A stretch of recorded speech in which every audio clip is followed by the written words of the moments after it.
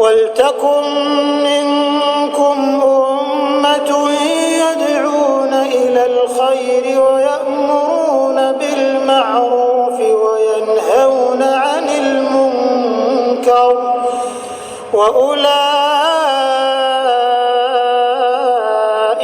هُمُ الْمُفْلِحُونَ. Bismillahirrahmanirrahim. Assalamualaikum warahmatullahi wabarakatuh. Alhamdulillahirabbil alamin. Wassalatu wassalamu ala asyrafil anbiya wal mursalin nabiyina Muhammad wa ala alihi wa sahbihi ajmain, amma ba'd. Hadirin hadirat jamaah salat zuhur Masjid Raya Mujahidin rahimakumullah. Alhamdulillah, pada siang hari ini kembali Allah Subhanahu wa taala limpahkan kepada kita nikmat-Nya. Kita dapat melaksanakan sholat zuhur berjamaah di masjid ini, dan insyaallah kita akan pelajari sedikit ajaran agama kita. Kita baru saja menyelesaikan kajian tentang kitab Asy-Syama'il Al-Muhammadiyah, kitab tentang kepribadian agung Nabi Muhammad SAW.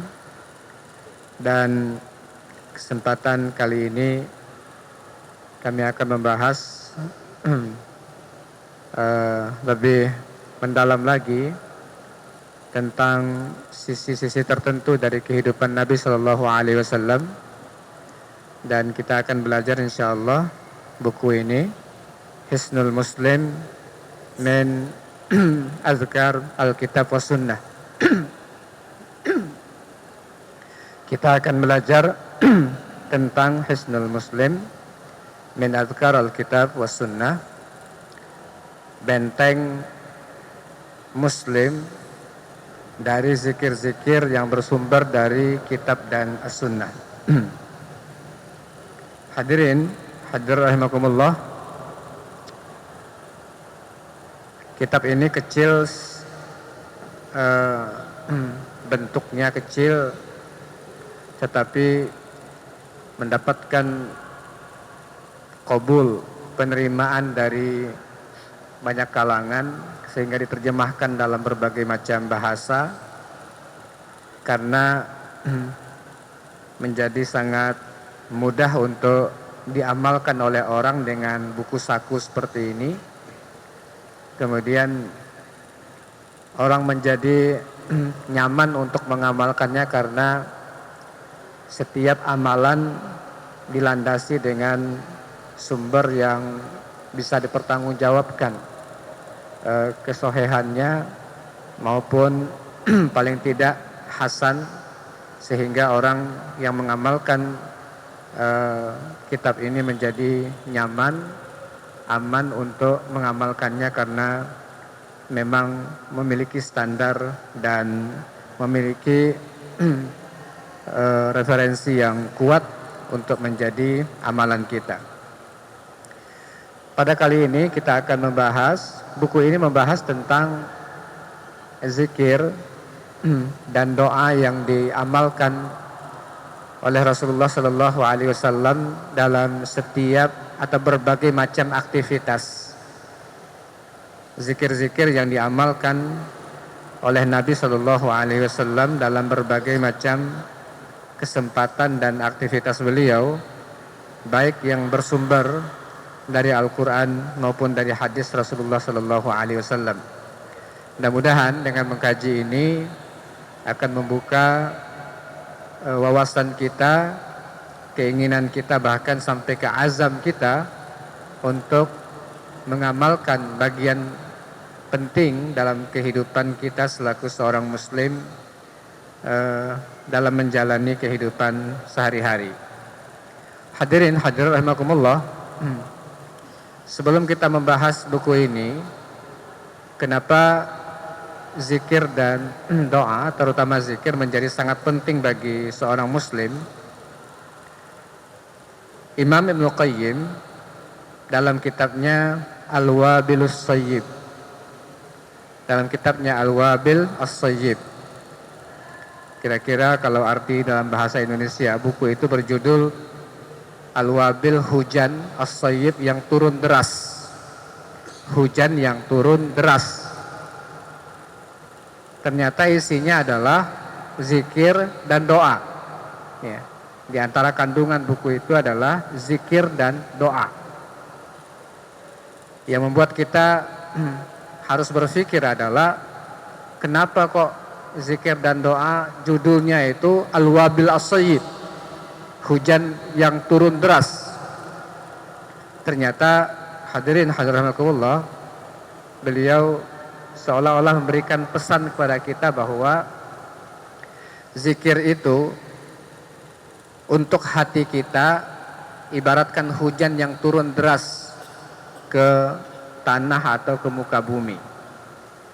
Yang hujan itu akan menghidupkan berbagai macam tumbuhan dan menyuburkan tanah.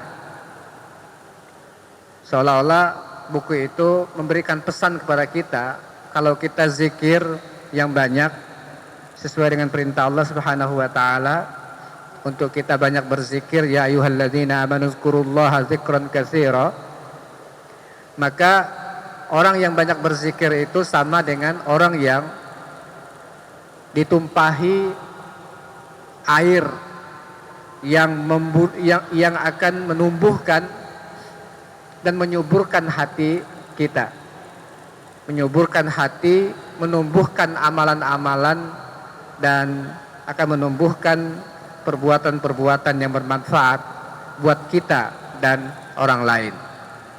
Itulah maksud daripada judul itu. Di dalam buku itu beliau menulis sampai ada 60 manfaat zikir. Beliau menulis ada sampai 60 manfaat zikir yang disebutkan. Di antaranya adalah annahu yatrudus syaitan wa yuqmi'uhu wa yukassiruhu. Ya. Zikir itu akan mengusir setan. Zikir itu akan mengusir setan. Dan memang di antara yang paling utama yang harus kita lakukan dengan zikir itu adalah untuk mengusir setan. Karena setan itu makhluk yang tidak bisa kita lihat, sehingga kita tidak bisa melawannya dengan kekuatan fisik kita. Kita diminta oleh Allah untuk berlindung kepada Allah Subhanahu wa taala dengan surah An-Nas, qul a'udzu birabbin nas, malikin nas, ilahin nas, min syarril waswasil khannas, untuk bisa mengusir kekuatan setan yang sangat mungkin menyerang kita. Itu tidak bisa kecuali dengan kita manfaatkan senjata yang Allah Subhanahu wa taala anugerahkan kepada kita, yaitu zikir. Yang pertama adalah sebutkan annahu yatrudu asyaitan. Dia, zikir itu akan mengusir setan dari orang tersebut. Pada hari ini penyakit yang diakibatkan oleh setan, iblis dan jin seperti ini, akibat banyaknya orang yang tidak berzikir, sungguh banyak korbannya. Korbannya sangat banyak. Intinya adalah karena zikir itu tidak diamalkan oleh kaum muslimin untuk membentengi diri mereka. Yang pertama. Yang kedua, annahu yurdi ar-Rahman. Zikir itu akan membuat Allah Subhanahu wa taala yang Maha Pengasih menjadi ridha. Annahu yurdi ar-Rahman. Zikir itu akan membuat Ar-Rahman, yaitu Allah yang Maha Pengasih, itu akan ridha dengan kita. Allah menjadi ridha dengan kita. Nah, ini di antara zikirnya adalah kita mengucapkan raditu billahi rabba wa bil islami dina wa muhammadin nabiyya wa rasula. Dengan zikir seperti itu, maka Allah tidak akan bisa menolak untuk meridhai kita. Zikir itu akan membuat Allah menjadi ridha dengan kita. Ini yang kedua. Yang ketiga, annahu yuzilul hamma wal ghamma 'anil qalbi. Wa annahu yajlibu lil qalbi al farah was surur wan nasyat. Zikir itu akan menghilangkan ham wal gham 'anil qalbi. Ada semacam kegalauan, ketidaktenangan yang menggelayuti hati kita. Itu kadang-kadang membuat diri kita tidak nyaman dalam melaksanakan apapun karena ternyata suasana hati itu tidak tenang, galau. Suasana hati tidak tenang dalam memikirkan apapun dan di dalam melaksanakan apapun. Nah, zikir akan membuat suasana hati menjadi tenang, dan Allah Subhanahu wa taala memang menyatakan bahwa zikir itulah yang akan membuat seseorang menjadi tenang. Alladzina amanu wa tatma'innu qulubuhum bizikrillah, ala bizikrillahi tatma'innul qulub. Orang-orang yang beriman hati mereka tenang dengan zikir kepada Allah. Ketahuilah bahwa dengan zikir itulah hati akan menjadi tenang. Jadi kegalauan yang menggelayuti hati manusia itu diantaranya karena mereka tidak terkonek, tidak tersambung dengan Allah Subhanahu wa taala yang menciptakan mereka, dan Allah yang memberikan kenyamanan dan kebahagiaan buat mereka. Ketika ini tidak tersambung, maka mereka akan merasakan ketidaknyamanan dalam hidup yang mereka jalani. Yang keempat, annahu yuqawwi al-qalba wal badan. Zikir itu akan menguatkan hati dan badan. Bukan sekedar hati, tetapi pengaruh daripada ketenangan hati itu akan membuat badan pun menjadi nyaman. Nah, ini dikatakan oleh Ibnu Qayyim bahwa zikir itu annahu yuqawwi al-qalba wal badan. Zikir itu akan membuat menguatkan hati dan menguatkan badan. Kita merasakan betul biasanya kalau pikiran kusut, badan pun menjadi lesu. Itu terasa. Tenang hati biasanya membuat suasana kita pun menjadi nyaman. Yang kelima, annahu yunawwir al-wajha wal qalba. Zikir itu akan membuat dan menerangi wajah dan hati. Zikir itu akan menerangi wajah dan hati.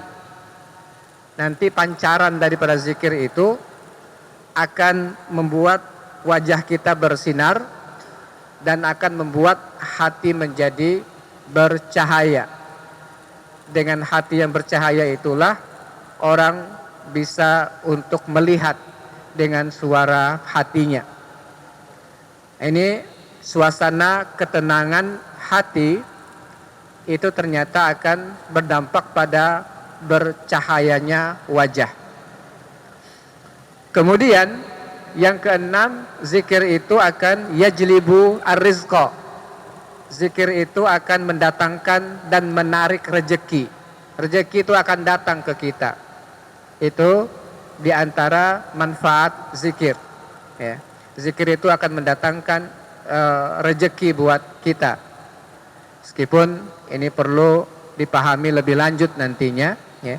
Jangan sampai punya hutang umpamanya, kemudian nggak punya duit, ya, lalu langsung berzikir, habis itu maunya gratis, cepat, langsung, ya, minta didatangkan di depannya duit, bukan begitu maksudnya, ya. Tetapi, ya, karena Allah Subhanahu wa taala yang punya rezeki, dialah yang mengatur dan memberikan rezeki kepada kita.